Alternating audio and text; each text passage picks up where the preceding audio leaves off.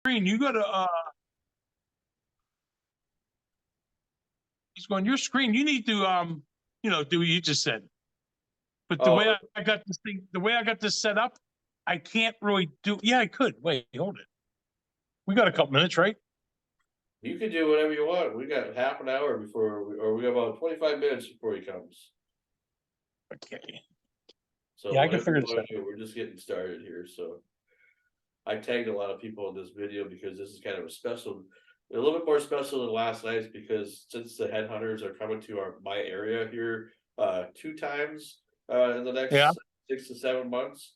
They're yeah, coming next month to the sanctuary in Fargo, where I went and saw the Black Soul Cherry last week, and yeah. they're also coming to Kick Up Country, the big country festival that they throw on every year at Seven Clans, or not Seven Clans, at in Carlson, Minnesota. Uh, they throw a big country festival that they've been doing for a long time, called Kick Up Country. Awesome. This is one of those bands that I have seen live before, but when I seen them live, I was a little child, and I don't really remember Yeah, that experience. So the fact that I've been yeah. able to communicate with these guys and befriend them, and be like be their be their guy that can promote them, kind of like to hype them up, for when they get Right, here. right.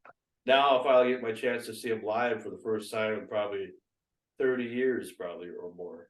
Really? Well, because Huh? back in the day, and I don't know how this is like for you when it comes to concerts or festivals or whatever.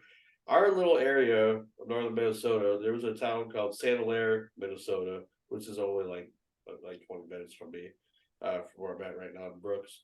And they used to have, like, for a couple of years in a row, the local music stores would sponsor a festival, like a weekend Right. festival, an outdoor festival where people could camp and have a good time and listen to music and everything. It's all included. So it was kind of weird to be able to do it in a small town, because I'm so used to like bigger cities like having stuff like this going on and whatever. So Right. they kind of kicked off that whole thing. This is probably about, if I can remember, it's probably like 91, 92, maybe 93. I don't know. I was like 10 years old at the time, so but I don't really remember the dates. I'm just thinking early 90s. And when these guys came out, they came out in the late 80s, early 90s, when Oh, they really? started making it big and everything, when people Yeah. discovered them.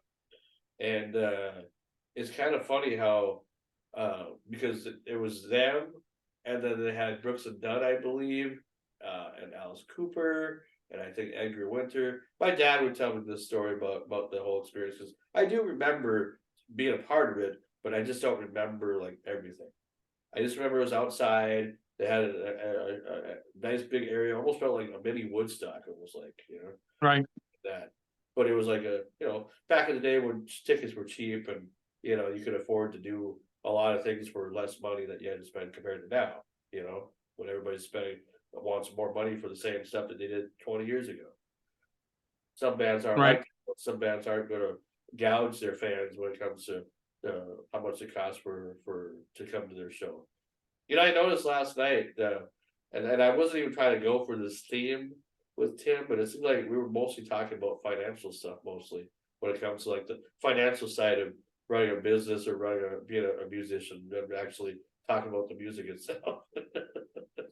Yeah, because it was like, to me, like, it was dragging out too long for me, for like Oh, you try to end it, and then he would be talking more about, oh, sure, like you said, yeah. or I don't Well, know. Maybe we weren't hitting a point with him either. I guess I don't know. I don't know. no, no, 'Cause no. if I knew these guys, I think we were. I I'm just a lot don't. sharper if I know what's going on. Yeah, and I think that's why you probably say stuff like that, because it's like you don't know much about what's going on. I don't Right. want to put you on the I don't want to put you on the spotlight, like, or like put you like, say, oh, he don't know this shit or whatever, so fuck him or No, whatever. no, that's fine. That's I fine. I figured he could educate you a little bit, and I didn't know how we're Right. gonna do everything, but I just know Well, no, that, it was interesting. I liked the interview. It was a really nice interview, yeah, but so like I said, sometimes just sometimes it's too long. You know what I mean? It's I think that's just the old person in here saying that.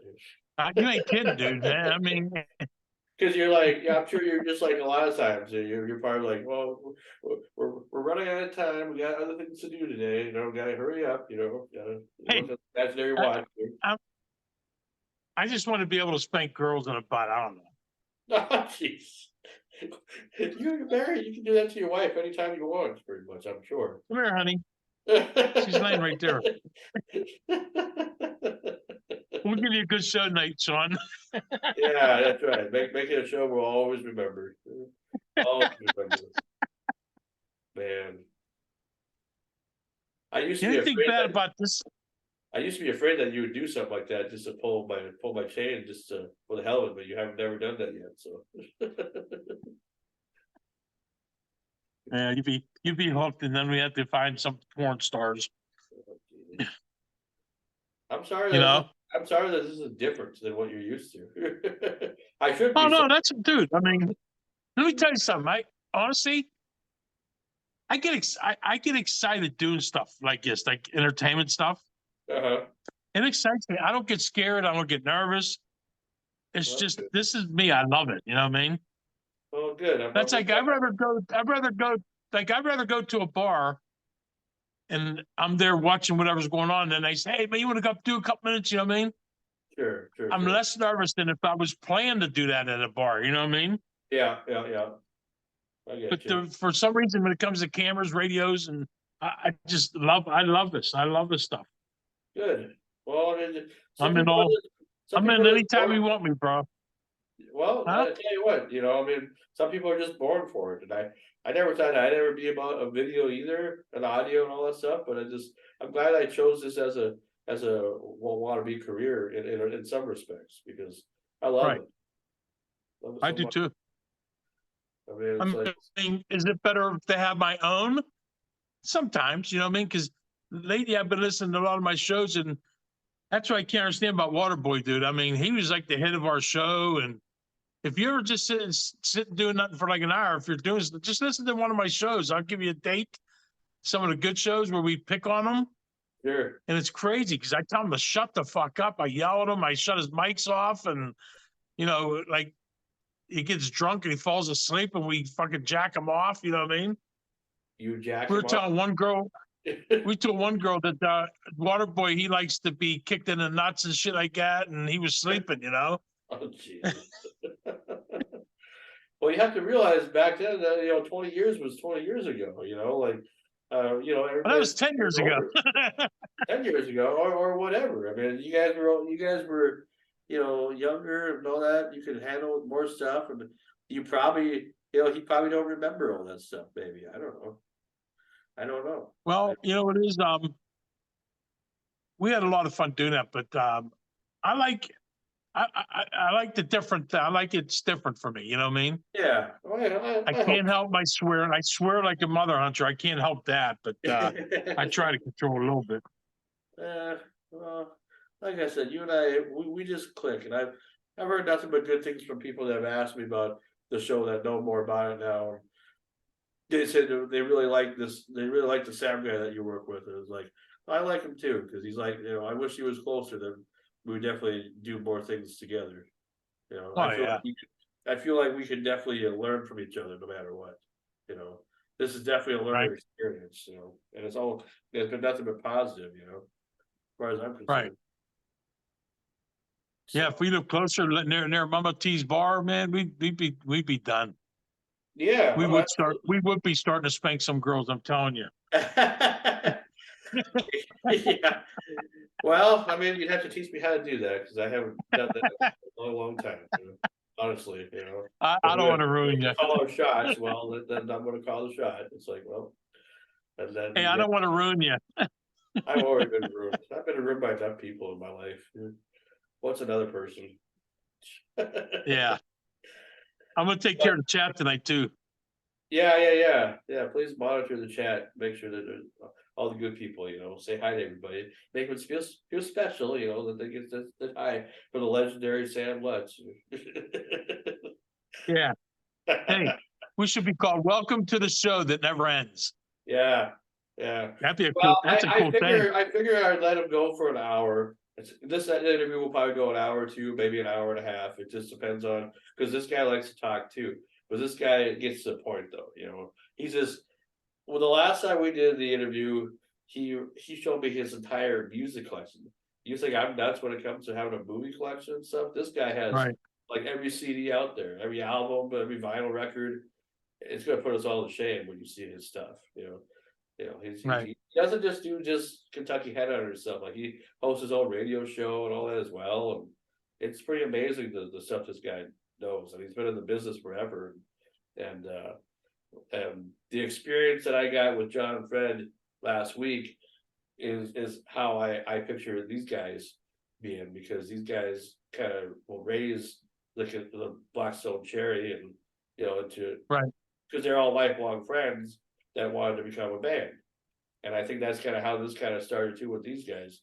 Even though it started with the brothers, there's Ralph, or not Ralph, there's Richard Young, and there's the guy that's from the far right who's holding the guitar. That's wearing dark glass. I guess it's the same on the other side, but Looks like a little bit. yeah. He's a little bit more heavier set, but he's right by the drummer who has the sideburns. Yeah. That's Fred Young. Those guys are brothers. Oh, okay. Greg Martin is the shorter guy on the other side, next to the tall guy. Oh, okay. So yeah, I'm looking on the screen back here. Okay. Your screen. I'm looking on my screen on my chat room. Oh, okay. Perfect. Yeah. Because I can't really see I can't see you on that one unless I hit you. Then, yeah, okay, there you go. Let's hit each other. Yeah, that's way it should be. Okay. Yeah. So, what did you learn from last night's interview? Then, did you feel you learned anything at all, or yeah, I learned it. I wanted to see what kind of music he does. I want to listen to his music. He sounds like the type of stuff I like. Because I told you yesterday I like grunge and hard rock and all. I like rock, hard rock, whatever. But I'm interested. I mean, I do listen to, like, when I had my new truck, it had a sound system like unbelievable. And I used to listen to some blues and some jazz. And man, it depends what kind of stereo system you have. Sure. You know what I'm saying? To listen to that kind of stuff. But I'm interested. I haven't did it today because I was working, but I was working in my house. But sure, I'm gonna pay attention to them and listen to them. All these guys, I want to learn them. Well, we have some more musicians on the way. It's just that some of them, might take a little bit to get. I mean, I have other people that get, but I want you guys to start. I want the crew to start getting guests now. Like I said, I don't want. I think what we said next week. Yeah. Well, next week you want me to get Bill? Yeah. Next week you want Bill? I want Bill. More than the 20th. Yep, for the 20th. Okay. It's a Thanksgiving time, our Thanksgiving special. People look forward to that. We'll probably get some viewers because of his, if he tags us or whatever, or I'll tag him or whatever, and so it'll be good. For those that are wondering, we're going to be doing an interview here with Greg Martin from the Kentucky Headhunters here in about 10 minutes. He should be making his appearance, and that should be a lot of fun. I hope you guys have been enjoying these little interviews, as we've been taking a little bit of a break. I guess it's somewhat of a break. I mean, everybody else has been able to break, I guess. You and I have been, and your brother pretty much been, but more or less you and I have been the ones, the full force, You're the only one that's called up that seems like, that will stick with me and all that. Everybody else is like, well, do we really have to? It's like, no, you don't have to do anything. You don't have to show up next week either. I'm trying, like today, you know what I was doing today? I was trying to set up which way, because I used to have the camera facing this way on the left, and I watch our show and I don't like the looks of what I do there, because someone said you see, like, you have a photograph of back here, so you don't look good like that. Yeah. It didn't look right. And then I did the last couple shows with the stand on the floor, where I turn around and look into the different positions and stuff. Okay. I'm trying to resist. So today I made more room on my desk, put my tripod on the desk. But the only problem I'm having with this is fine. I think I like the looks and everything. Yeah. Is my neck. I have to keep looking up at. I really don't have to look up at you guys all the time. Yeah. Because I got my other phone sitting here with all the chats. You know what I mean? With the chat room. Absolutely. So that's the only bad thing now is my neck's like, you know, Don't worry I'm about it. too old, dude. You're fine. You're Come fine. give me a massage, honey. I I had my neck rolls because that's why I have a beard, in the first place, because I don't like how I look. Like I know I can work out, whatever, and get rid of all that stuff, and maybe I will now that I'm in a better place and everything. I'll have money to Guess what eat. I did? But it's like, yeah. I lost 34 pounds. Oh, that's good. Yeah, Wait, you look like 34? Yeah. you look like you're starting to get a little bit more skinnier. I mean, I know probably it's hard to tell sometimes, but if you know in your own heart that you're making a difference, in anything that you're doing, then just stick with it. Do you like? Wait I a saw sec, you're 43. walking. I lost 43 pounds. Oh, I well, started off regardless of in, how much weight you lost, I mean, it's good that you go. It's nice that you have a big backyard that you can go walk around. I like those videos. right. You should make them a little bit longer though. That's some advice because some of us actually like your stuff. And actually want to Yeah, hear see, I our don't like my jokes and voice. whatever. I don't like my face, my voice. What's wrong with it? I started August. I started, actually, didn't start. I started, yeah, I started August 1st Okay, at 343 okay, up to today. I weighed myself Monday. I was 300 even. wow. Well, that's good. So I you're only eat once or twice a day. I've been okay. fasting every day, like 18 to 20 hours. Okay. I try to do my little walks, which tomorrow I'll make another video walking, maybe something we can use on the show. I don't know. Yeah, I mean, I don't care. I mean, make some content. I mean, you're the you're partly the producer anyway. So it's like I mean, whatever you feel you want to do to make it look better, for us. Yeah. Because I believe in whatever you tell me. Your ideas are never going to be turned down. So Right. think we can learn Hey, from huh? each The only thing is my neck. You other. need to help me out. Yeah, well, My that's wife's going in your the other wife. room now. I have to lock her up in her bedroom. Oh, Don't jeez. come out until we're done. Hear me? How come she not makes an appearance? I know you have a real wife, obviously. I know what she looks like. How come she's too afraid to make an appearance or whatever on She camera? hates cameras. If you notice that video I made yesterday, I Yeah. went to put her on the camera. She hurry up and like move me. Uh-huh. She always is like that. Oh. I have to sneak picture. I have to sneak the pictures. I know what she looks like. She looks very beautiful. You're one lucky guy. I tell you what, We've been I don't together know 30 how you some did it. years. I don't know how you did it, man. 30 some years, dude. yeah, but I mean, for all the time that she's known you, and I'm sure you've always been kind of a wild guy, kind of fun, the way that you are. I mean, you must have Yeah. had that charm. Something, something worked. It's not a big dick. It's not a charm. It must, sure, certainly ain't the money. I don't know what the hell it is, dude. Maybe she likes your personality. Are you? A, I'm are you? like A her. pretty, are I'm you like a her pretty? grandfather support. Are you a pretty good romantic though? Not sex wise, but I'm talking just like when you go on dates or whatever, and do stuff together. You guys. Yeah, I love my wife. Yes, I Oh, always. okay. Yeah, Yeah. yeah. Well, She means a lot to me. I met her when she was. I babysat her when she was 12, and I knew one day I was gonna. No, I'm just kidding. I met her when she was.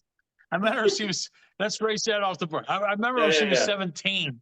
I started dating her Okay. when she was 17, and I was Okay. 30.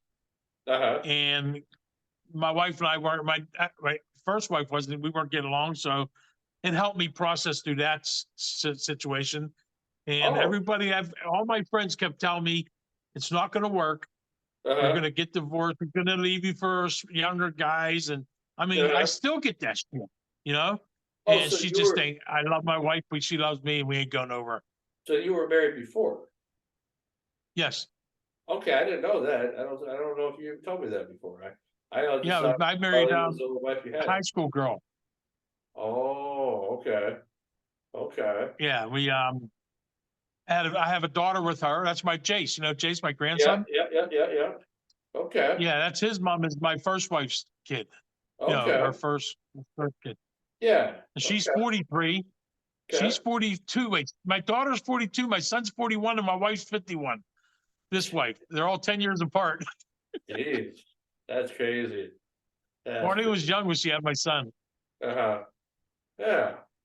How come you don't get Johnny on to come visit with you and then have him come on? I'm sure he'd be a lot of fun to have like a co-host or Oh, whatever. my son Johnny. Yeah, Yeah, he used to come to my other shows. I used to have the girls. yeah, You know, he used to come and sit up in the trailer. Like we had a trailer for our studio, yeah, but it was a module. He used to come up here and hang out with us. I mean, you know, yeah. I mean, but once in a is he while, is he a fun person? Like, is he pretty entertaining like you and all that? Does he take some of your traits and everything? not really. None of my kids are funny like me. If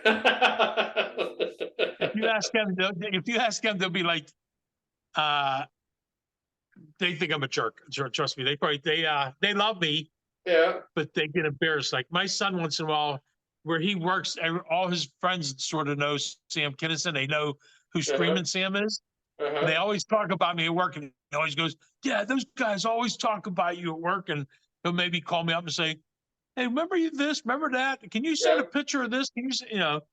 But he promised me that if I ever died, he would take whatever I have uh-huh. and make some of it. Make some of Right. it. Because, Okay, dude, I got content. I should be a multimillionaire right now with all the content I have. sure. If I had somebody with me to edit with me, Yeah, I got stuff to. I can make. I can make DVDs. I can make. Well, DVDs are hot now. You know that. yeah. But It's I can almost make streaming so now. much content. It's unbelievable. It's all about streaming now. I could Nobody be. wants physical stuff anymore. It seems like. If you live closer to me, you'd be like, let's not even do these shows. We'll just put those shows on and I'll edit it and you know what I mean? I'm Oh, telling you, there's some good we would do shows. everything together, man. If you and I were closer, I mean, I guarantee you, we would still do, and it'd be fun to be able to do live shows with you.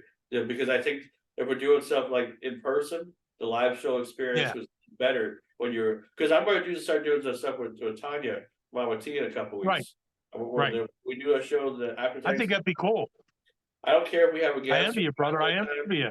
We're probably just, even if we just do a regular show without no guests, for the Black Friday weekend or whatever, that Monday.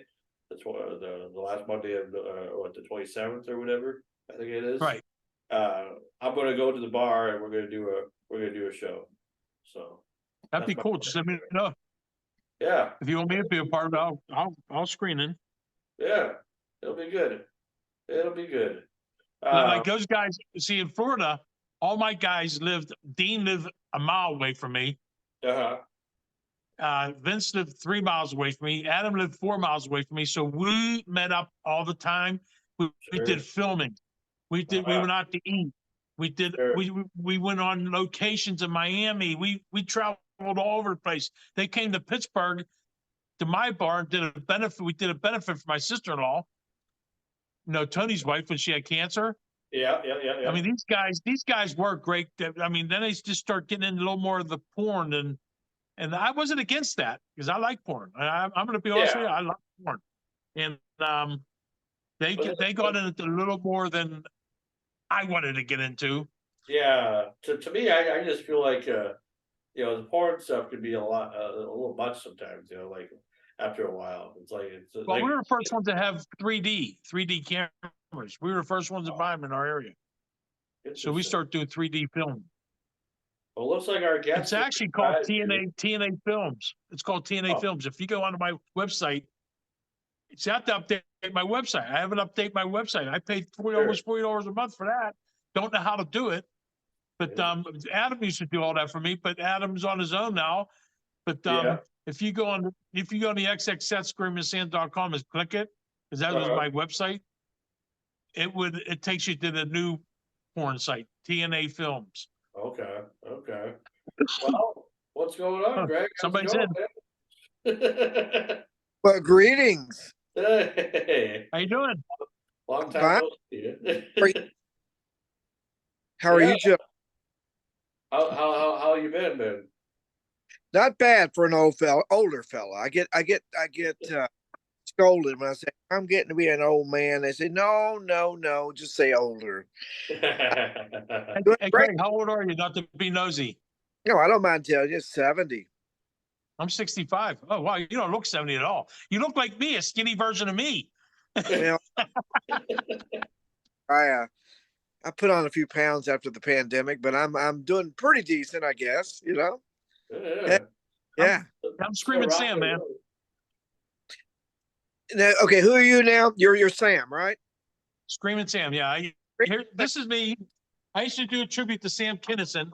That was me, actually. Wait, See you that, see it? Sam? That's great. I'm retired now, but I'm having fun with Sean here. We're having a blast. Well, that's wonderful. Well, thanks for having me, man. I'm Oh yeah, we're honored. Oh, For those that don't know, we are with Greg Martin, and then what's to say about Mr. Martin that hasn't been said before, but we love the we I heard love a lot about you. we love the Kentucky Headhunters. I mean, I'm a big fan, as you know. And last week I got to hang out with a little bit anyway, hang out with John Fred Young, and we did an interview and stuff as well, and in Fargo. And I know that you guys were coming to Fargo here pretty soon, and you're also coming to the Kick It Up Country event in Carlson, which is going to be huge. I can't wait for that one. That's going to be great. exactly. We're going to be in Fargo. You correct me on this, but I believe on the 29th of December. Is that right? That is right. It's going to be at the Sanctuary Event Center in Fargo. What Yeah, they did with that is like it's an old church that they turned into an event center, so it's kind of cool, you know. cool. Then we go. I Awesome. think we go from North Dakota to South Dakota on the let's see, the 29th. Let me make sure I'm right here. The 29th, Fargo. Then the 30th, we're in South Dakota. Then Winnipeg on New Year's Eve. Winterpeg. So you're going south, then you're going north, pretty much. Let's see. Yeah, let me figure out where we're leaving Glasgow. We'll go to North Dakota, South Dakota, then up to That's from Winnipeg. let's go. The agents sit around going, "Oh, here's some darts. Let's see where the boys are going next." But I thought you guys like stopped doing tours like around Thanksgiving time and all that, just to relax and wait for springtime to come around again, or is it just different every year when it comes to touring and stuff and where you want to go? Well, no, it is basically historically. We'll start usually. I mean, this coming year we'll start in February by doing the Rock Legends tour or the cruise, with Billy Gibbons and Sammy Hagar and I think not Bruce Springsteen, but Rick Springfield. I should have my list here in front of me, but That's all right. we're doing that. But normally, yes, late October, November, we take off. And this year we've been a little busier. We do our last official date before the holidays. We'll do this coming Saturday night in Winchester, Ohio. And then after that, we have one private gig on December 2nd. The 23rd, I have a Rufus Huff reunion gig in Bowling Green, Kentucky, with Dean, Jared, and Chris.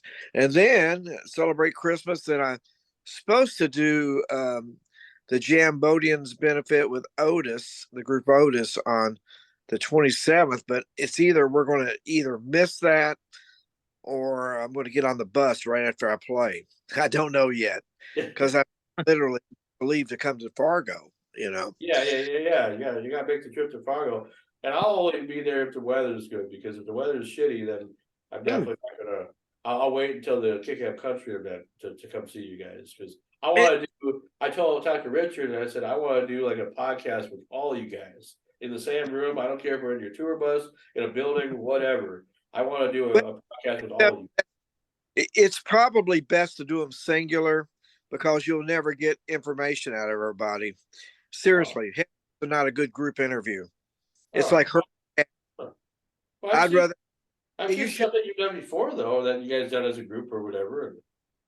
Well, we can do that, but you'll never get some guys to talk. You know, and Okay. it's just best to get everybody singular. The way I see it, you'll never get to say much, and Yeah. but hey, yeah, maybe someday down the road we can do that. You Yeah, know, Well, I'm looking forward to you guys coming up to Carlson because that's my neck of the woods. I like that now. I moved to a town called Brooks, Minnesota, but my hometown of Greenbush is only like 20 minutes away from Yeah. Carlson. So it's like it could be more exciting because I've never seen you guys like I've seen you perform live like back in like 30 years ago when you guys were first making it and you guys came to a little town called St. Hilaire, Minnesota and did like a festival that they put on. But now Who, it's the only time that I've got a chance to see you live, and I barely remember that. And every other who, time that you guys have been close to the area or whatever, I have sure. I have not been able to see you. So I just like I want to see you. I'll tell you Well, what. yeah, Okay, yeah. I'm sorry. I think the I was band. reading it. I was reading that you've been together 50 years. Well, now the Headhunters have been together since 1986. Right. Uh, Me and Richard and Fred have played together off and on for over 50 years. Yeah, me and Richard and Fred started playing together in 1968. Now, some of the years we spent apart doing different things, but Right. but it wasn't very long. Yeah, right. Yeah, Uh, because a lot of people ask. They asked if the headhunters were still active, the Kentucky Headhunters, and someone said, "Yeah, Kentucky Headhunters are still going strong after 50 years." I congratulate you on that, brother. well, yes, we've been playing music well, way over 50 years. But the Headhunters as a band, no, it started in 1986. It Oh started. wow, that's still Uh, good. oh yeah, yeah. We started in my basement here in Glasgow, Kentucky. Not this particular basement. And we started. We brought Doug Phelps up. Long story. I mean, it was just a jam to fill things out to see how that would work, and we jammed together in my basement 2 or 3 times, and then we took things out to the practice house in the late spring, and that been 1986. So somebody else have to do the math right now. I'm not. How many years is that? That's 30. 38 years maybe or 37 Yeah, years 37 years. or 7. that's pretty good run, man. That's a real good run. That's Oh a real yeah. good run. I Yeah, was listening to a little bit of your music, man. See, I love that. There's not like a live band, playing what you guys do. I mean, I was listening, really good stuff. Really good stuff. You know, well, I at saw that. watching YouTube. Yeah. See, I Uh, like that stuff. I like Southern rock. You know what I mean? I'm not a well, big country fan, but yeah, I don't know much about modern country. I don't know much about modern rock. I mean, honest to God, I shouldn't do this because I may not get it back where I need to. But around my room, you see my CDs here. yeah, I heard about them. They're oh my god. Oh yeah, that's not even half. And guys, there's really not that much modern music in there. I collect a lot of uh, classic rock, blues, R&B, soul music, gospel music, some country. I like traditional country. I don't really keep up with modern, but I'm kind of a student. That's what I kind of consider myself. I'm very lucky to get to do what I do. Play in a band that makes a living and people that get along well, and we've been blessed that That's way. But awesome. yeah, music's our life, and this is my library, so to speak. Yeah, I love it. At least I, we know you I love love it, man. physical media anyway, because physical media seems to be dying nowadays, and it sucks that all isn't that that? stuff is happening. Yeah, it's a different world. When I started, and the guys started, started buying record. Well, let's go back. I bought my first record at King's Record Shop in Louisville, Kentucky. In 1965, I bought California Girls back by Let Him Run Wild, which was on a 45 record, you know. And that was the big thing, you'd buy a 45 or two, and then later on maybe the band would release an album. Now uh it's all streaming, some downloads, and if you go to Walmart, uh there's actually they got quite a few albums. It's funny. The CD department is non-existent pretty much, which is sad for me because man, I just picked this up. Jimi Hendrix Hollywood Bowl, August 18th, 1967. I'm excited about this. Oh You wow. know, Wow, that's and awesome.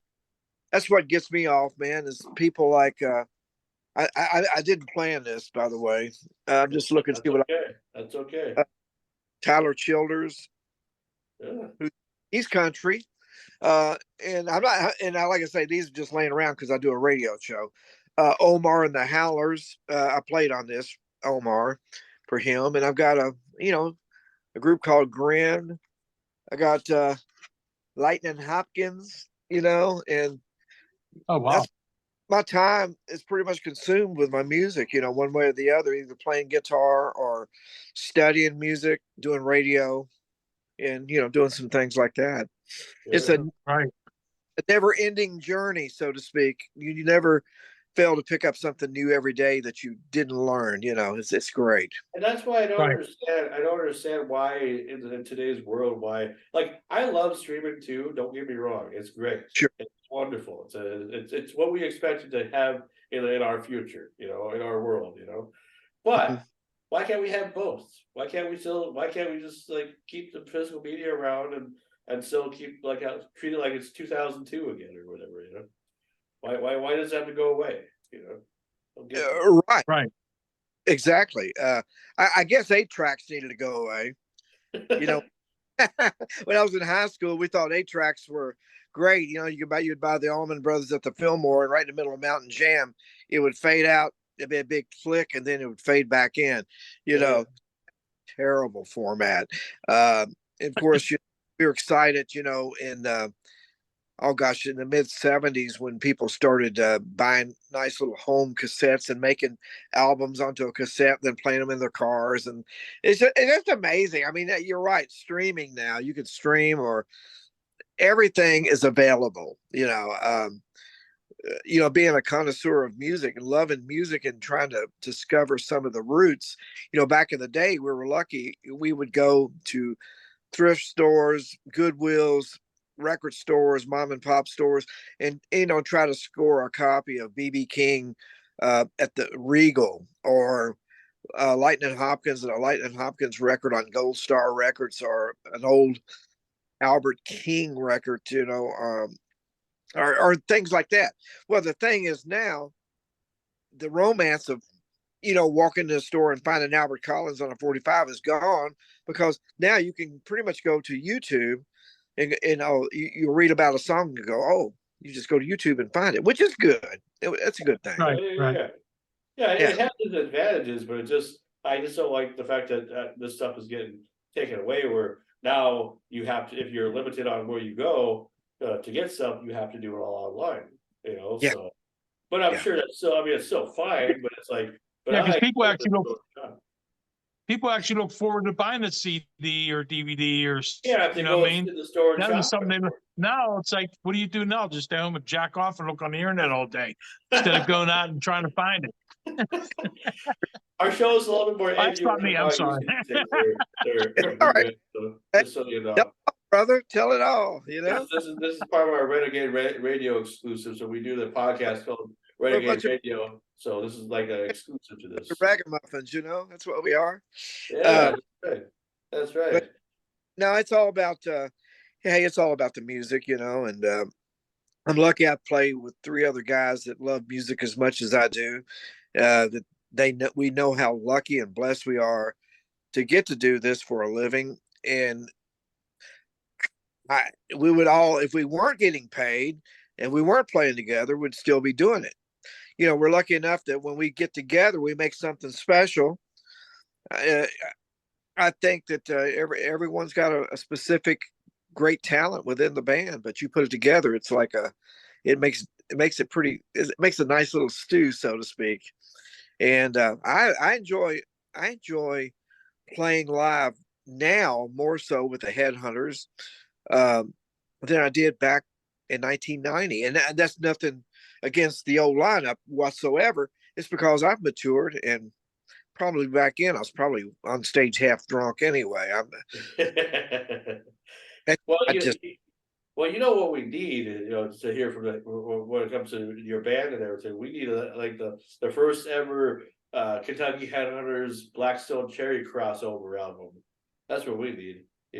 Like we you together. you ever see those guys? I haven't seen those boys together. The last time I remember seeing them together, let me think about this.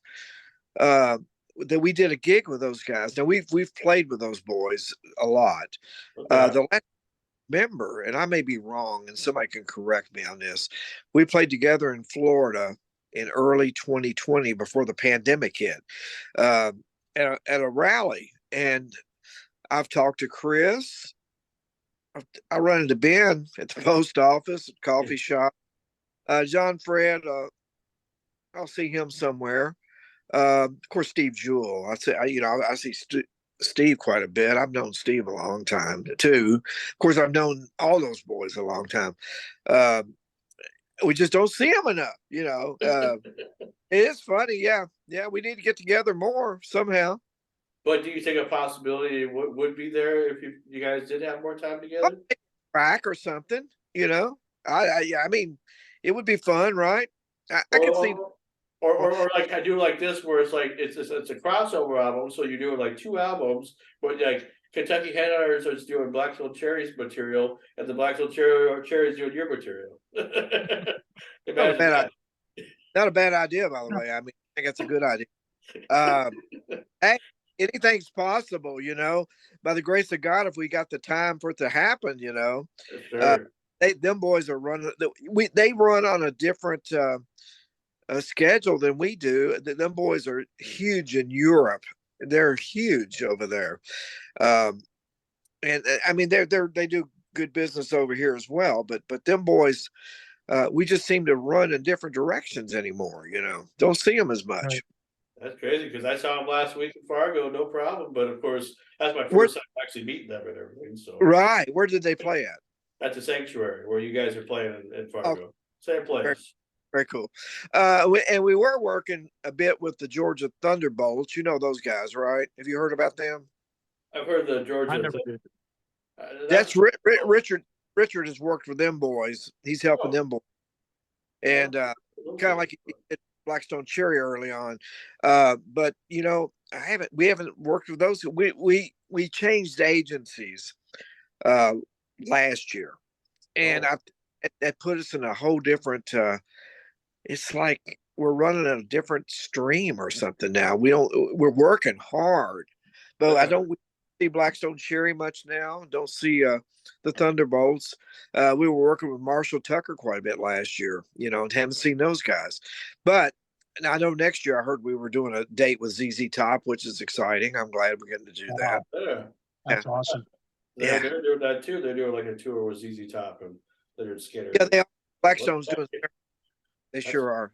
That's crazy. No, that's good. They can learn from those guys for sure. Absolutely. Just like anybody else can learn from each other. And stuff.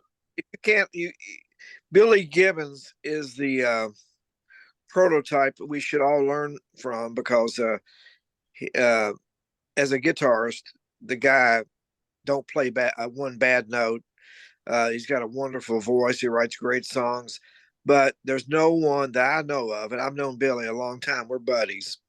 That loves what he does. He loves the business. He loves being around people, and like the old Muddy Waters song, he loves the life he lives. He lives the life he loves. And that's the man.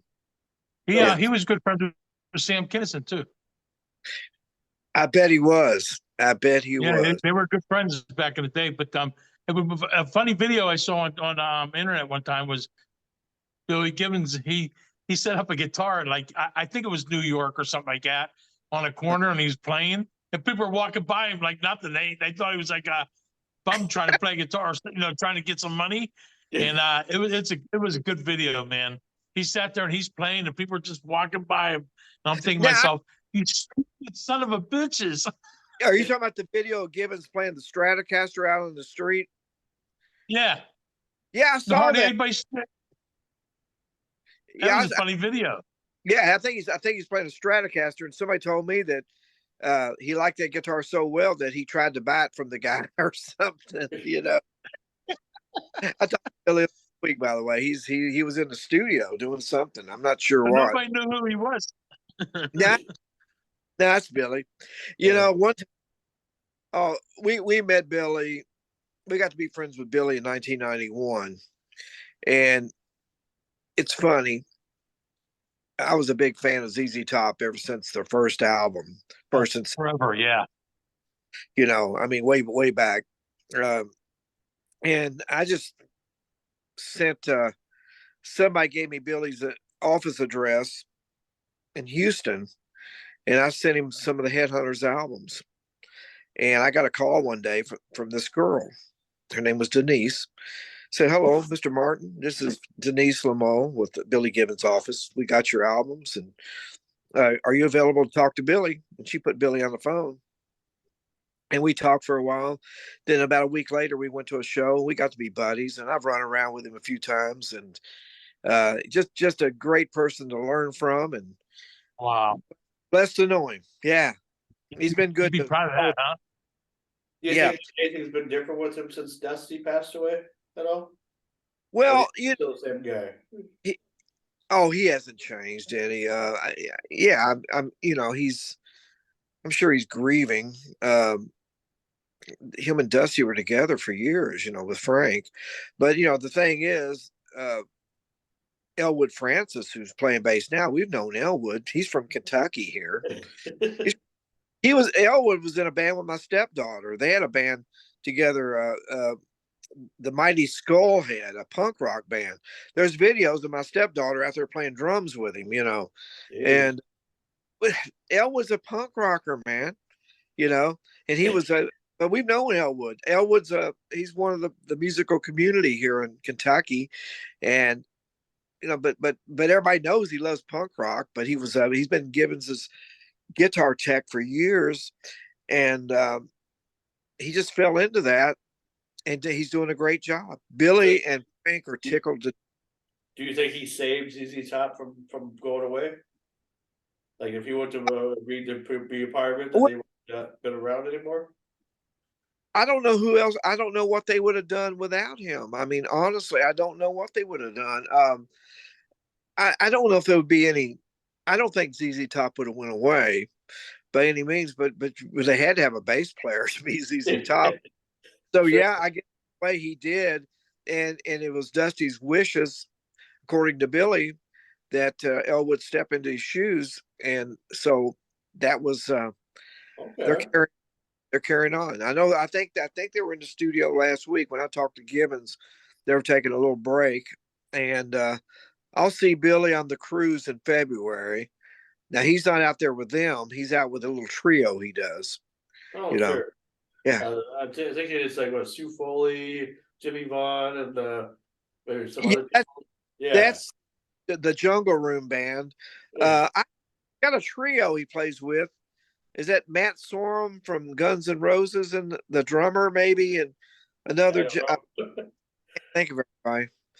But you never know what Billy's going to be doing, right? You never know.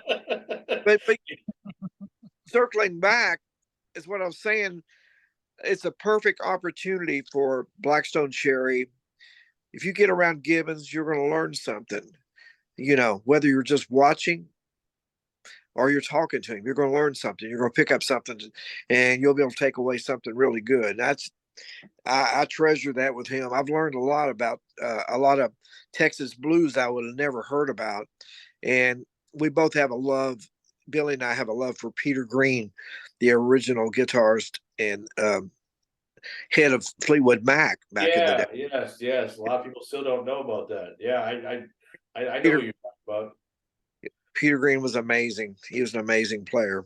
Sure was, man. I would listen to some of those outtakes, because like I got some albums of him that I have on Spotify, or that I Sure. found on Spotify, just outtakes of just like rehearsing songs or whatever recording, and it's just unbelievable the commentary that they have, going back and forth about trying to get the song done and everything. I know And, exactly what out there doing. I think you probably it's probably from the Blue Horizon box set, which I've got back there, and they're trying to record "Stop Messing Around," and you hear this bell or this whistle, and I guess Mike Vernon, who was the producer, stops them, and then Peter starts cussing. Has he got some cuss words? It's pretty amazing. Yeah. I love Peter Green. I think he's so underrated. He should be a household word. I mean, I love Eric Clapton too, but I think Peter Green should be right up there with him. You know. How come Yep. when you guys release the albums and stuff, we never hear no outtakes or anything or whatever? How come how come that's not a thing? You don't really keep them. We historically we don't really. We have a few, um, but usually we know there's something wrong with the groove or that somebody messed something up. It just didn't feel as good. Uh, there have been some songs that came a little later on that we would go back and go, whoa, maybe that should be finished, and we'll go back and finish it. And then there's been a couple of times that has happened where an outtake, where it was just laying around that we went back to it, revisited it, Yeah. and finished up, and then Yeah. brought it big. But never anything for anybody to hear, just between the guys, pretty much. We don't have any outtakes to really put out there. There may be a few.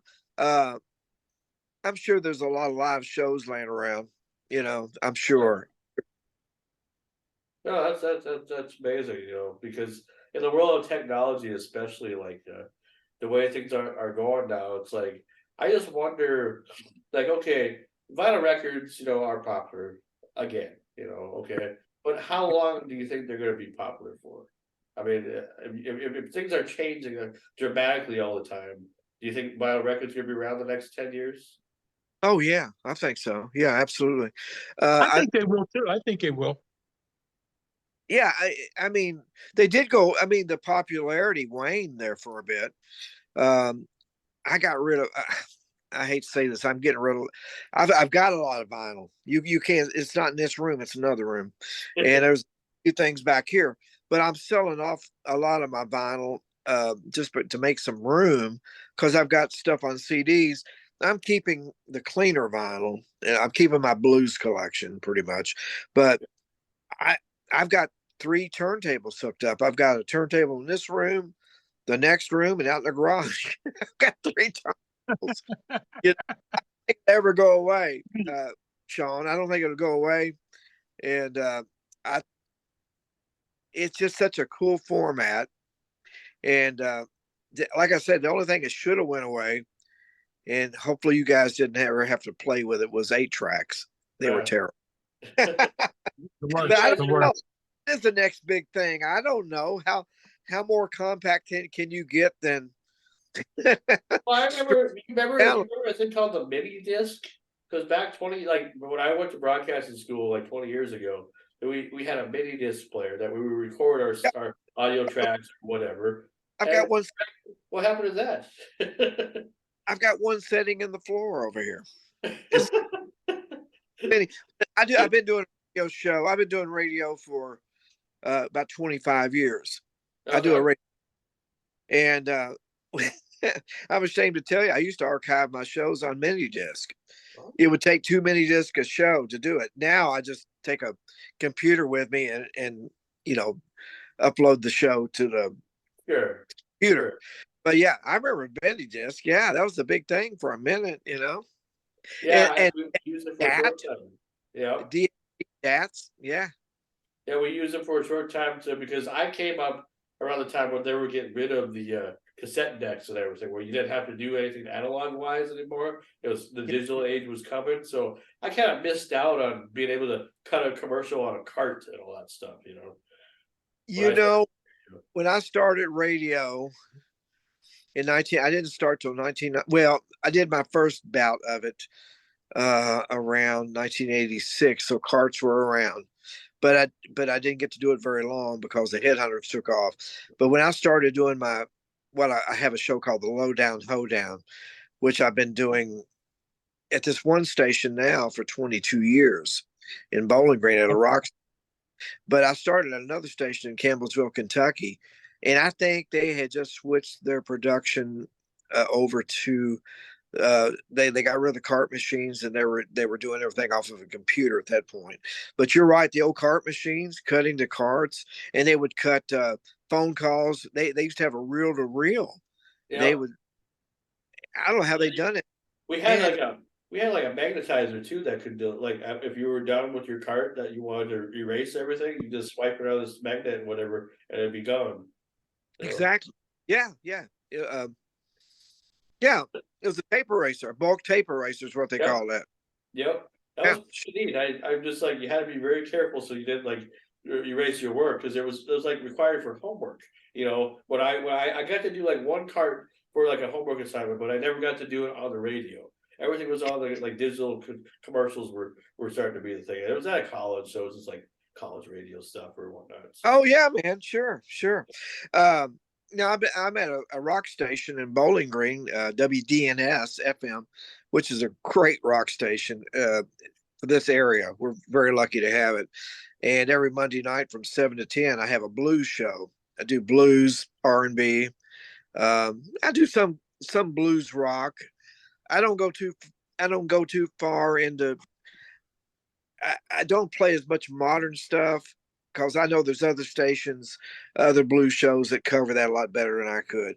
Uh, but I mean, I've been lucky to do that. I love radio. I get a you kick do a out of it. lot of do you do a lot of album rock? Is kind of what you probably do.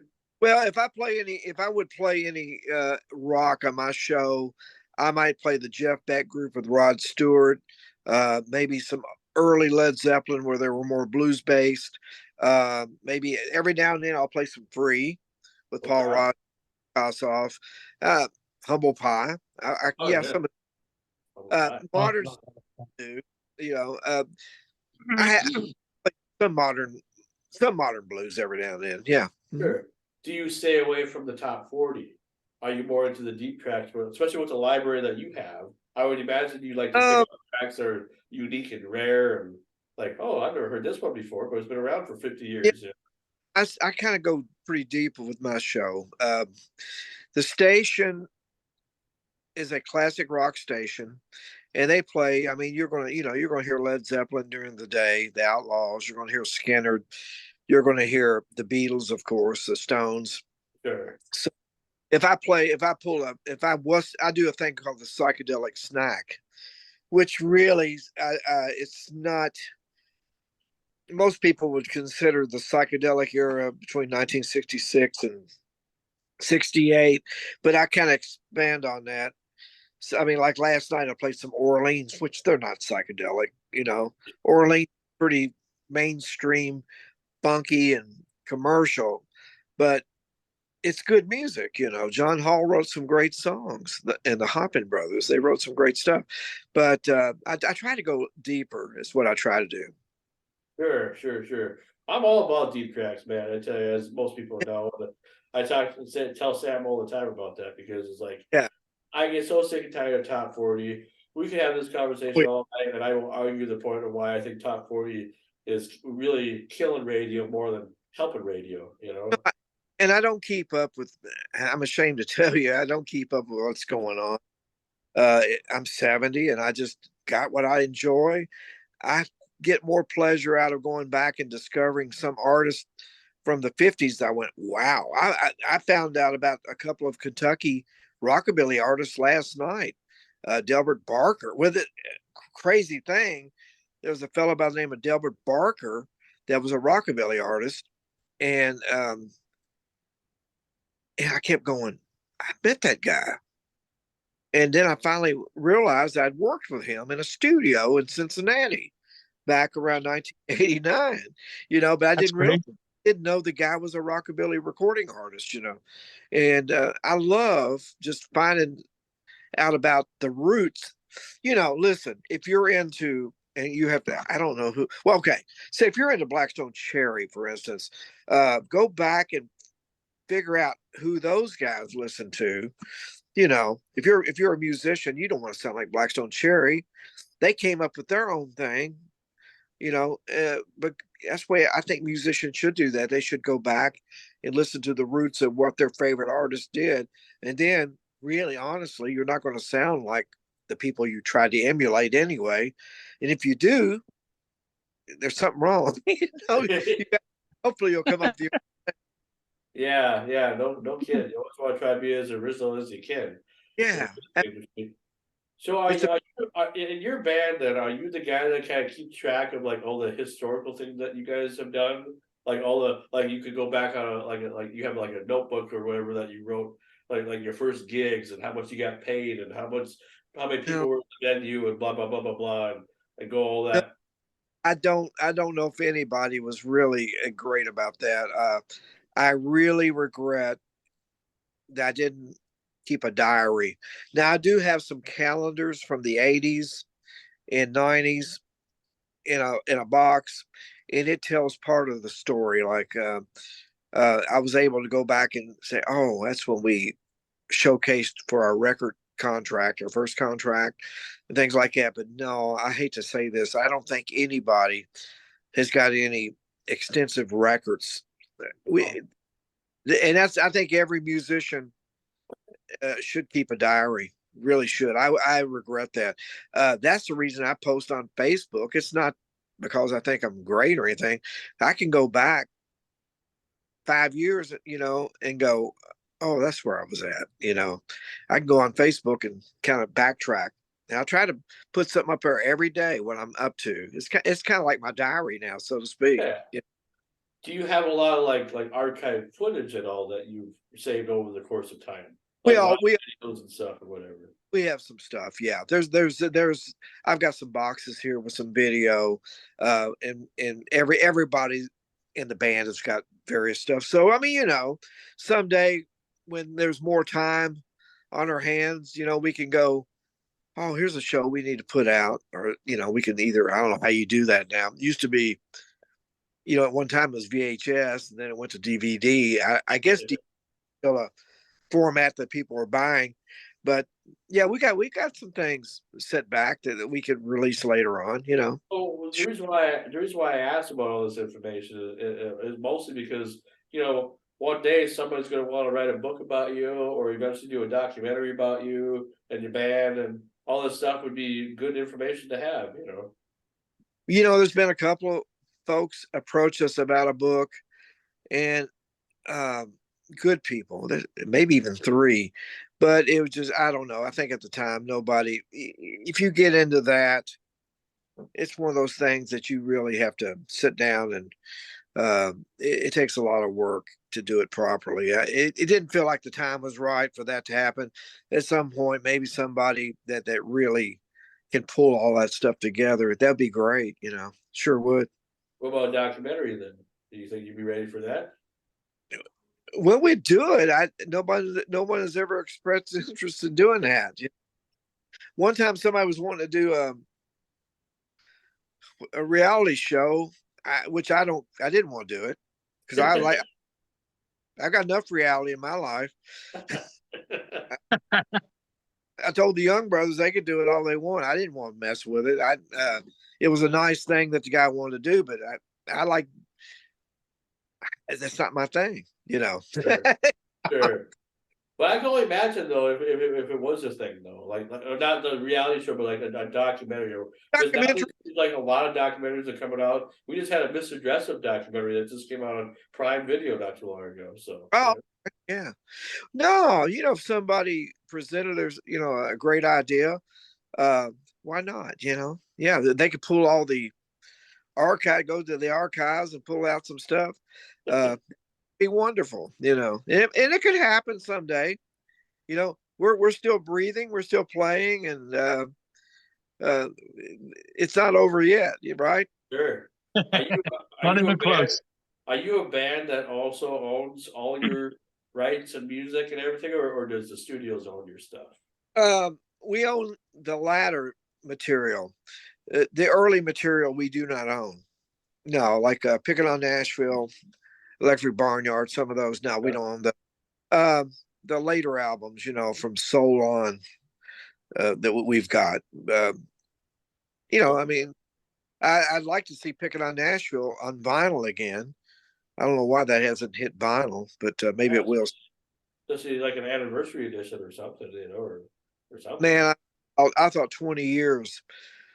The album came out in 1989. I thought it broke my heart. I thought in 2009 they should have done a 2 CD set, like a live show, Sure. and and a remastered version of Picking on Nashville, kind of beef it up a little bit, not remix it, but remastered. But they didn't seem really. They did a they Polygram did a great Copperhead Road reissue like that, but they didn't do our album. I wish they would have. Imagine what that would have looked like, because then it's like you could have like a nice booklet in there, told some Yeah, information, you know. absolutely, absolutely. Maybe these things could happen later on. Yeah, Yeah, well, you never know. I mean, I just say because you guys have been around for a long time, and we you have your history. Everybody knows about you. There's not too many people that I talk to that don't know who you are. You know, it's like you definitely have earned the respect of audiences all over. And I don't know, are you guys just as because it seems like in Europe, as you were talking about, like I like to call it the people get like the Del Shannon treatment, so to speak. Remember Del Shannon? yeah, oh yeah, yeah, runaway. In Europe, he was more of a bigger star than he was in America, and I think that's what kind of I don't know why, but I guess in Europe, like you were saying, people just appreciate the music a Well, lot. Black Cherry, they're like the Beatles over there. They're huge. I mean, we played Ramblin' Man with that band, and they were, oh man, it was amazing to see how much love they. I mean, they're loved over here too, but Yeah, it's level there. Some acts are just bigger in Europe or England. We we went to England 3 times. We went to Sweden once. I think our problem was if we had been able to cultivate a following by going earlier, it would have been a great thing for us. But I think think they waited too late with us. It's hard to travel over there, man. well, yeah, and especially when it's a country act too, because you don't know how people will proceed when it comes to like southern rock or country or in the UK compared to love it here in America. You know, understanding more of the roots, but I feel like in the UK that if you guys like if you guys were there more often or whatever, I mean, who knows? I mean, You're you know, right. If you were there once a year, and you were able to go once a year, if we had been going, if we had been able to go from '89 onward, we would have been huge over there. I really feel like. Now, another thing folks don't realize, we were offered a tour with Dire Straits and Was Not Was in 1991, but and we were going, and we're going to do that tour, and it would have been amazing. That was our shot right there. But you know what happened? The Gulf War broke out, and that tour got moved up, but it got moved up to a space. We had a Hank Jr. tour already booked, and we couldn't do it, so we had to back out. You know, I still got to hang out. You still got to play with Hank Jr. That's pretty cool. we did a lot of dates with Hank Jr. I think we did about 2.5 tours with that fella. He's a great guy. He's everything you expect, and then some, I'm sure. Everything expecting some, and never, yeah, always expect the unexpected with Hank Jr. Uh, Absolutely. that's awesome. So, since you've been being involved with music for so long, I mean, like what keeps you inspired to keep doing it? Like, why? Because a lot of people could just say, we're gonna retire, we're gonna give it up, we've had our run, we don't want to do it no more. What keeps you inspired about continuing to be a musician? Well, that's what we were born to do. I think there's some people. It is a job. I think the job part of it is traveling. I don't ever.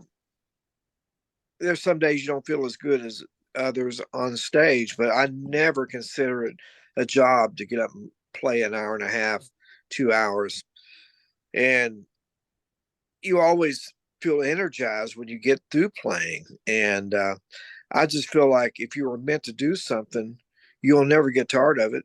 You'll do it whether you get paid or not. And I mean, there does come a time when you retire because of physical restraints or whatever, Some Uh, bands fade. Some bands fade. Our band hasn't. And I don't, for me, and I would feel like it's true for the rest of the guys. We all love music, and the real show with our band happens after the show on the bus. When you get the crew and the band together, it's hilarious. If you could record it without no one knowing it, it's Uh-huh. hilarious. And I mean, some of the best times is after the show or on Sunday morning when we get home or Monday morning. And it's just hilarious. So uh, if we hated each other, didn't like each other, it might be a miserable job or something, then you might go, good grief, let's quit. I mean, I do look forward to the day where I don't have to travel as much, but will I quit playing music? Not until these hands just stop, because God gave me a gift and it's a privilege to do it. And it's here in my heart, to do it. So what do you want people to remember, about the Headhunters as a whole? I mean, as We were far the as beautiful band to ever come out of Nashville. What do you think about that? What do you think about that, Sam? You got anything to say, Sam? Damn, sorry. There you go. Go ahead, Sam, say what Don't you you want, Rick. think we're the most beautiful band to ever come out of Nashville? That's right. Thank you. I knew I you. agree, brother. I agree. I knew you'd come through, man. Hey, like I know what you're talking about. Like I know, like Sean. I don't want to just keep bringing me up, but doing the same thing. There's times I was hurting bad, and then when I get on stage, it just seemed like that you just get so pumped up, you don't even feel that hurt. And then when I got off stage, I had to lay down or sit down because I couldn't. My knees hurt or this hurt, but and it's fun being with the crew after our show. You know what I'm saying? When we're out doing some videotaping and stuff like that, and we have a lot of fun. I Yeah. agree with everything you said. You're And, right. you know, If you have the right crew, you're happy. if you're with the wrong bunch, then you're going to be miserable. Exactly. That's what happened towards the end of my show. I was starting to get miserable with people, and I wasn't happy, and I just had to get out of it. My old TV show, I've radio been show. But I've been riding a tour bus since 1981. I played with a country artist from 1981 to 89. He was a great boss. His name was Ronnie McDowell. That's how I met Doug Phelps. If I hadn't played with Ronnie McDowell, we'd never met Doug Phelps. I don't think. I mean, God may have had other plans, but before that, we're all riding around in vans and stuff. I've been lucky that I have played with artists and my friends, and that we all get along. And it's just a joy. It's a joy. It's a privilege to get to do it. There'll come a day right. they will have to stop. I mean, that's just the way it is, right? Yeah. But and have you kind of had a plan, kind of or kind of envision a little bit what that final show would be like? Oh no, I haven't even That thought final about it. tour? Well, I hope that we're able to plan the final show. Something could happen where you Yeah, have no, really. tour bus go over a cliff or something. Hey, Yeah. I saw a picture of Jeff Beck today on online, and it was the very last show he played somewhere, and he was waving goodbye, and he didn't know that was his last show. It is. Unfortunately. Well, I hope it's like Stevie Ray Vaughan when he played Alpine Valley. Our sound man worked for Stevie Ray, and evidently that night he played outworldly. It was amazing, and I'm sure he didn't know it was his last time he'd ever play. But I hope when we do play our final show that we play really great. Hey, because listen, It's like man, Kiss. kids, they're going, yeah. Hey, listen, I don't want to be out there playing. I mean, obviously, I can't play rock and roll and jump around stage anymore like I used to, or at least.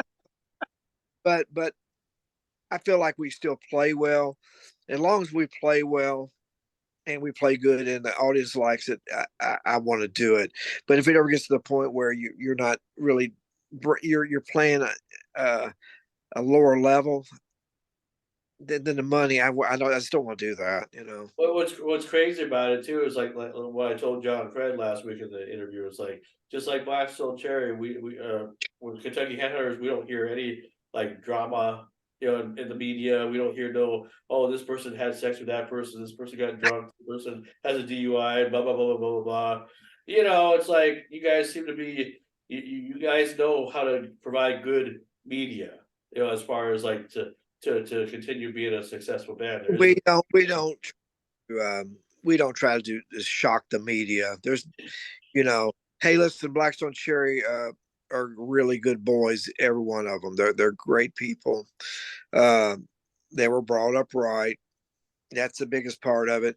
My band, we've been Richard, Fred, Doug, and I. We've been married to the same women.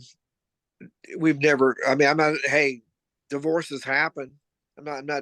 condemning that, but we've been lucky that we're still with the same wives that we started That's out awesome. with, and you know, through up and downs, and uh, we just try to, you know, we just try to be who we are. We don't go to Nashville that often. We go to do TV shows every so often, you know, or we'll play a gig there. But for the most part, I like where we're at now. We get to do it on our own schedule, and we don't have to kill ourselves, you know. Sure. Right. Hopefully.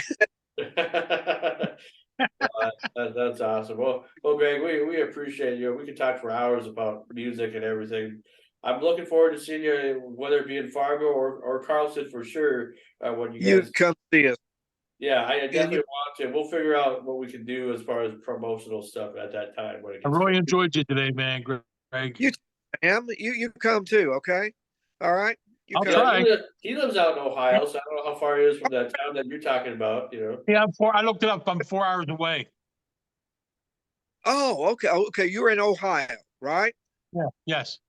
How far is that from Winchester? Did you say 4 hours? It's 4 hours. 4 hours away. Oh, okay. Well, just keep an eye on our schedule. And if we're ever going to be in the area, you just let me know. Never know. Okay. I might show up. My brother might come up. We might take a ride down to see you. Well, you know, Never know. Never know. Well, we well, appreciate you, Greg. right. Right. Come on. All right. We appreciate all, you guys and the whole Headhunters band. I mean, Richard's been great. You know, he's been helping me hook this up with you guys and everything. And You're awesome, dude. can't wait to meet you guys. Well, before we go, let me show y'all some books y'all should be reading if you're a music fan. Sure. Here you go. Merle Travis. Anybody know who Merle Travis is? Come on, for extra points. Who's Merle Travis? Combination of Merle Haggard and Randy Travis. No, okay. The Merle Travis, guitar player from Kentucky. He was a. I wish I could demonstrate thumb picking. I don't think I can't. I can't do this without. Let me see if I can make this happen for you. But Okay. Merle, what they call a thumb picker, and this may not work, and it may sound like crap. This is unplanned, people. So let me show you what thumb. Most of our show. Oh, I love it. I love it. I don't know if you can hear it or not. You not hear it? I can't hear anything at all. All right. You can't hear nothing. Nope. How about? Can't hear that at all. Just a little, like No. little Ah, bit there. We'll do it next time. I'll have an amp in here. I've got a big Marshall amp out in the garage. You can't hear it in here, but thumb picking is where you pick like that. Right. And he was like the godfather of thumb picking for Kentucky. So I've been reading that, and I've been reading Play All Night, a story about Dwayne Allman, the Allman Brothers Band. Oh, wow. That's a great book. Check that out. I love And- Greg Allman. Yes, and hey, and here's one of my bands from 1970, the Cool Blue. Oh, wow. Somebody made me that little disc of a 45 we did. And this other great book by the Allman Brothers called Brothers and Sisters. So you music fans out there, check that stuff out. So, and your other homework is, kiddos out there, if you like guitar playing, go out and buy some BB King records, Albert King, Freddie King, Otis Rush, Peter Green. Check out Peter Green, and check out the Georgia Thunderbolts. Check out Otis. Check out, surely you know who Blackstone Cherry is. Check those guys out. So check out the family. I play guitar. I play a little guitar. Right on. I own Sam Kinnison's guitar. If you watch his Wild Thing video, he had a White Kramer guitar on there. Yeah. I own that. Is it Kramer? I own that guitar. Yeah, White Kramer. Has it got a Floyd Rose? Yep. It's a nice guitar. Well, I'm not sure you'll be able to see it, but hold on. It's a White Kramer, right, Dad? Oh yeah, that's great, man. Yeah, I had a Kramer. That was owned by Sam Kinnison. I had a blue Kramer back in the day. You know, it was fun going, you know, doing that thing. But hey, listen, I started off in church. I started playing guitar in church. I still play church every Sunday when I'm home. Oh, okay. When I walk in, I keep thinking the lightning's going to hit me, but no, no, man. I do gospel music. I did a project you guys could check out with Jimmy Hall, who is the vocalist for Wet Willie. He sang with Jeff Beck. We had a little group called the Mighty Jeremiahs, which is a kind of a combination of blues and rock. It's kind of like Southern rock gospel. Go out on. Wow, that'd be awesome. Yeah, check out. Here's what you do, guys. Your homework. I'll give you some other extra credit. I'll write it down. Yeah, extra credit. You got, of course, you folks that don't know who Blackstone Cherry is, y'all check them out. Check out the Georgia Thunderbolts. Check out Tail Dragger. Check out Otis. Those bands right there. For extra credit, check out Rufus Huff. Now, the Mighty Jeremiahs, if you want an extra blessing in your life, check out John the Revelator by Rufus Huff, and then tell us what you think. Absolutely. I hope you come on again. I'll be back. Oh, we definitely want you on again too. Even if it's before the Carlson show or whatever, just we'll figure something out. But I know it's easy to get a hold of you anyway. Because get on, and hey, I was able to get on, no problem, and that's always. I wish you had time in your life where you could actually be part of our crew for Renegade Radio, because you could definitely help us out in a way that I don't even know if I could ever repay you back, man. Well, I love radio, man. My plan is, I'm 70. I mean, there's going to come a day when the good Lord says, "All right, Greg, you're going to have to really slow down." But radio only. hey, you're 65. That's right. But you're doing pretty good there, Sam. Yeah, I'm worse than you though. I can't walk or nothing, man. So this is like my knees are bad. Oh, bless Plus, I'm overweight. I'm 300 pounds. You know what I mean? Well, buddy, you take care of yourself, man. You try to take care. But what my plan is for this room right here, guys, seriously, and maybe this year will be the year I'll do it. I'd like to turn this into like a little broadcast studio where I could do my show from here and send it down to the radio station. And because my library is here. Yeah. I drive for 22 years every Monday night, unless I'm on the road. I've driven to WDNS, and which I be honest with you, I always look forward to it. I never have regretted, unless I was really sick. Man, playing guitar too. I'm lucky that I do things that I absolutely love, and I think that's I give it up to God for giving me something I love doing. So there you go. Absolutely. Yeah. We love having you on today, and we're very grateful that you're nice enough to say yes, because I've had you on before, and I don't know how much you remember from 2 years ago, me interviewing you, but it was a different time at the time. This is more because we're doing the Renegade Radio stuff now, so it's like I'm trying to remember our first time. Did we go through somebody? I can't remember how we did that. Did we do that? Richard helped me. He got a hold of you because I was going to have Richard do an interview with Richard again. But Richard said, "Well, you interview another member of the Headhunters." So it's like, okay. I remember that. Yeah. Richard's deer hunting right now, I believe. I think I haven't talked to Richard since last week, but I know we're getting on the bus. Friday night, and I'll see him then. But I'm going tomorrow. I'm driving up to a place in Kentucky to look at some guitars. So Oh, there you go. There you go. Yeah, one of our people on our show, Tanya, that's we call her Mama T, said she's sorry she couldn't make it tonight to help us interview you. Yeah, I 'cause, wish. she's married to a blues musician named Little Bobby, from northern Minnesota here. Oh, cool, cool. Yeah. Yeah, I he love was an interesting guy. blues. Got to have the blues, man. You know. Yep. All right, God, man. Well, we won't take any more of your time, but we do appreciate you, and thank you 100%. Awesome interview, Everything. Greg. Awesome interview. thank you. God bless you guys, and may the good Lord bless everyone's socks off out there. Okay. All right. You got it, brother. Next time, we'll see you for Renegade Bye. Radio. See Bye. ya.